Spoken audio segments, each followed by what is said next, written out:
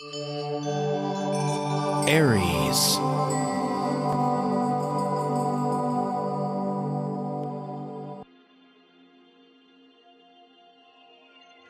Hello Aries, this is your December forecast for 2013.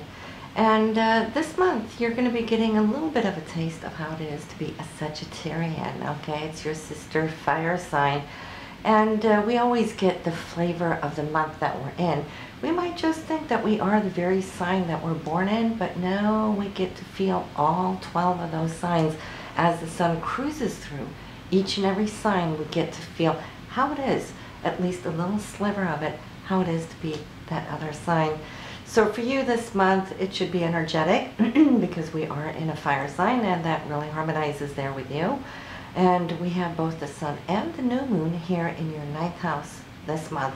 So that tells me that you're going to be using some of your time actually just reaching for a little bit more higher, loftier ideas perhaps. Research is in there. It's also you reaching out to foreign people, places, and countries, or also associating a little bit more with those people who might be from a different background than you're coming from. Now, the Sagittarians, they love to travel. Now, this is a travel month for many, which will be traveling back and forth for the holidays. But it could be more than that, too. It could be for perhaps some schooling or some courses or some kind of convention would be coming up perhaps for at least a few of you here in this area. The 9th house has to do with philosophy, the way we think, the way we reach for that higher self, the journey of life that we're on. So you Arians, pay attention to this area here for you because the new moon is here as well. And you only get this little sliver once a year to plant seeds in this area of saying, hey, listen, I want to know a little bit more about my journey, my personal spiritual journey, and allowing myself a little bit more time here to investigate and research this. So some of you might be reaching out to a few groups perhaps as well, and find people who are a little bit more affiliated with you, harmonizing in this area. Then we have here Venus in your 10th house for career this month, December, and it did have a little run in here with Pluto on November 14th, so I don't know what it did for you personally. But it could have brought about some kind of talks or some newness, a new beginning. It happens once every year that Venus will swift by Pluto, and Pluto will give it that transformative energy to spark something. And for you, it's the area of career. Now, this is quite dynamic. Pluto can be quite intense. Venus and Pluto in a romantic sense, though, will also bring on the same kind of intensity as well, where feelings and passions run really, really deep. But on this day, too, though, not only could it represent new beginnings, for some, it could also represent some endings. And why is that, though? How can it both be the beginning and the end? Well, Pluto represents Alpha Omega, that is the beginning and the end.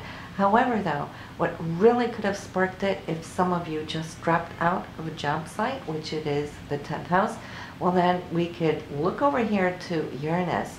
Uranus, excuse me, in your 1st house rules yourself, you know, your personal journey, and it was square as it was top of the month there in November. And when they come square, well, Uranus releases whatever it needs no longer be, and Pluto renews it, okay? So there could have been both a beginning and an end, all right? So let's look at Mars. Mars is cruising through Virgo, and Virgo is the analytical sign of all the zodiac, where it really thinks and rethinks and refines and, you know, really takes us down to those inner compartments there. And putting Mars in there, well, Mars is being quite thrifty, wanting to clean up through all of those mental, intellectual files, seeing how it can streamline things. It might be you organizing your daily life around you so that you could work more efficiently as well, because Mars is your ruler, right? And it wants to really burn its fuel, you know, so it's not wasting fuel, but to be dynamically focused in there. Now Mars is also here in a sextile with Mercury, so I see that the mental capacities, your communications and so forth should be running somewhat smooth. It is like inducing it here with an extra jolt, and especially in those areas here which has to do with finances in the overall. Okay, so that might be you looking at the budgets, the end of the year, overlooking papers and your investments and so forth, maybe preparing it for the end of the year taxes. The 8th house is always other people's money. That's the IRS, it's the banks and insurance companies, but also, you know, money owed to you from other people also.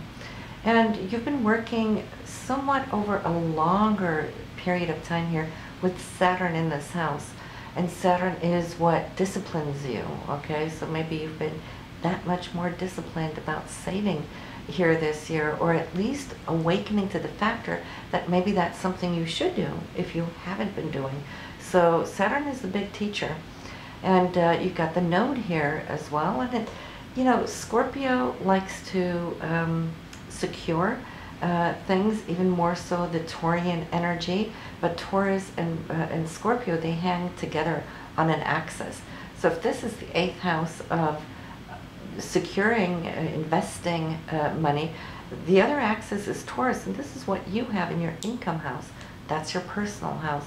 And you like to make sure that you have not just what you need, but you'd like to have that extra. And this is why I'm saying Saturn is looking out for you, how you can balance and tweak your personal financial income. So December here, yes, we get the full moon, 3rd house, so that is definitely, you know, a travel day for you. That will be on December 25th, so that might be some of you returning back home after the holidays, for those of you who do celebrate Christmas. And if not, it could be you heading out, jetting to the mountains to go for a ski vacation perhaps. It could be like a double whammy, dual thing, because the full moon is in Gemini, so you might just, you know, figure out that there's a couple of things you'd like to do here around the time of this full moon. Now Venus is in Capricorn here now in December. It came into the sign here a little bit earlier in November, and that is just rooting your emotions and your feelings. It makes maybe love a little bit more serious, a little bit more dedicated, or you might feel that your partner may be asking you to dedicate a little bit more. So you'll see how that works for you. And for those of you who are keyed into the daily astroscopes, you know you're following this journey and how we're passing on from one day to the other throughout all of the aspects here. And so we've been talking a little bit about Venus's transit here throughout the sign of Sagittarius, now here, early now in Capricorn. So yes, we do have the Uranian factor for you. We're going to be looking here now just at the aspects throughout the month.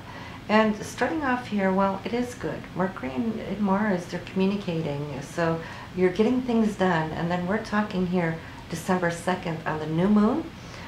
This is also here, Mercury and Mars on the 3rd, kicking into action. We got Mercury moving out of Scorpio into Sagittarius on the 4th.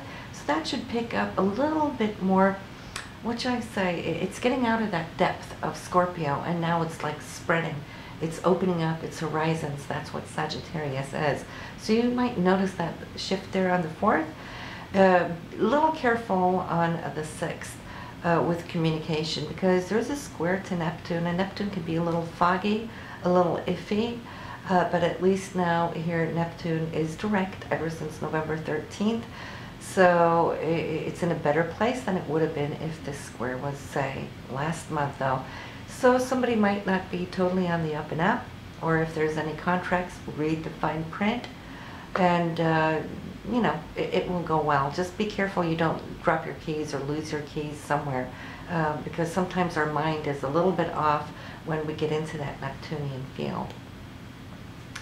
On the 10th, we got healing energy, a situation coming up from the past that you might look at, and not just look at it. I see actually some communication about it, and I think there might be some brilliant insight that might come to you at the same time, as if something's going to trigger something down more on a spiritual, or should I say cellular level too, perhaps, because we have this Uranian energy, which kind of like just opens up a flash of instantaneous knowing, that feeling of eureka.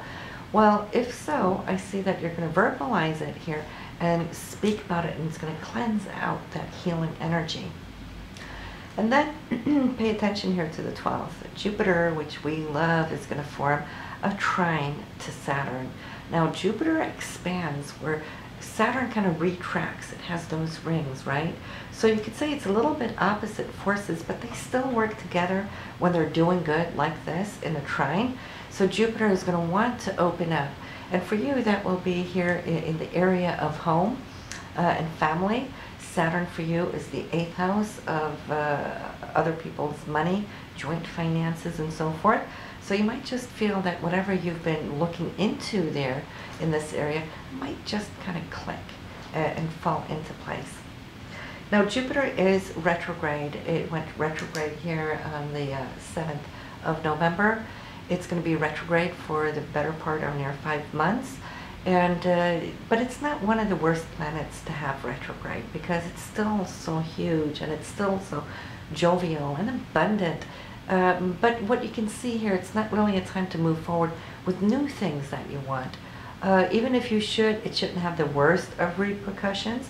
But you know, it's like you've been on fast forward motion with Jupiter expanding this whole area of home and residence and real estate and your roots and so forth.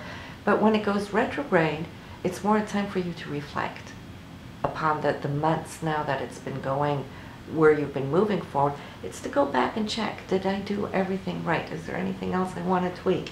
And not only that, but Jupiter can still bring you some gifts. And this is from the seeds that you planted earlier on. So it will come as opportunities as a result of those seeds earlier planted. So we can still harvest here with Jupiter.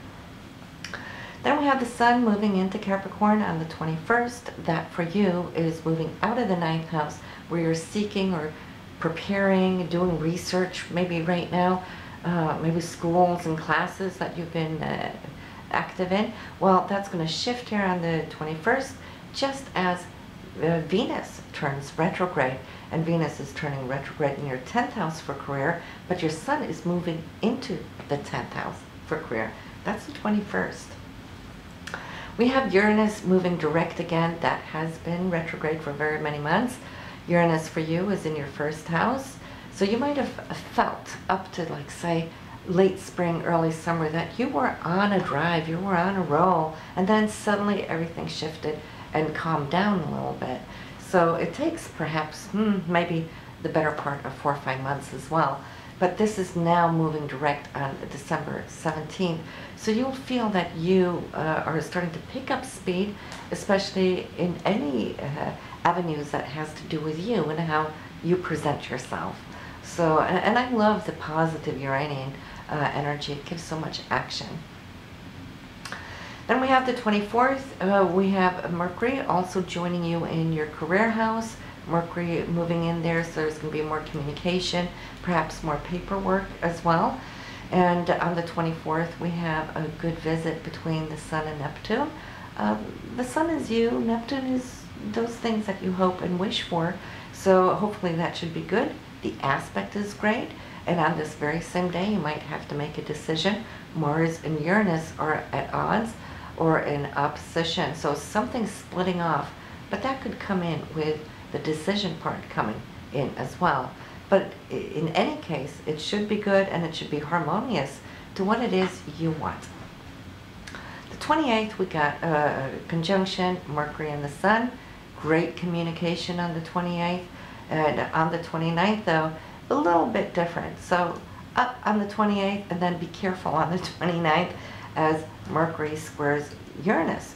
Some things might just fall out of your mouth, okay, that you weren't really prepared to say. Uranus shocks us, you know, it even shocks ourselves, but we can shock our surroundings. Or maybe you will be shocked by somebody else having something just falling out of their mouth. So yeah, pay attention to that, especially because the sun also is square Uranus on this day. So it might just be one of those days, right? So don't take it too deeply, too personally, but you know, it might come here with a disagreement though, because if we're looking at Mars, well, Mars is square Pluto. We're coming up here towards New Year's Eve, and we're going to talk about that as we do the charts for January. We'll also do it as we start out mapping the charts for the whole entire year of 2014. So, but we're going to start the new year with a lot of energy, okay? And it might start with somebody saying something that wasn't really too intentional, perhaps, that it came a little abruptly. But in this abruptness, it might create a domino effect. And for you here, Mars will be in the 6th house, and it's coming up here towards your 9th house. So it could be something on a trip while you're out and about also. But Mars and Pluto, if they quarrel, they quarrel. They can be pretty loud, especially now because you know, your 9th house is into, I'm sorry, your 10th house. What am I saying? 9th house. Excuse me, 10th house, where Pluto is. So yeah, so it could be something there, definitely here, coming from the 6th up to the 10th house. So you could be out and about, but it could also be something here as far as work, maybe the workplace too, because it's your career.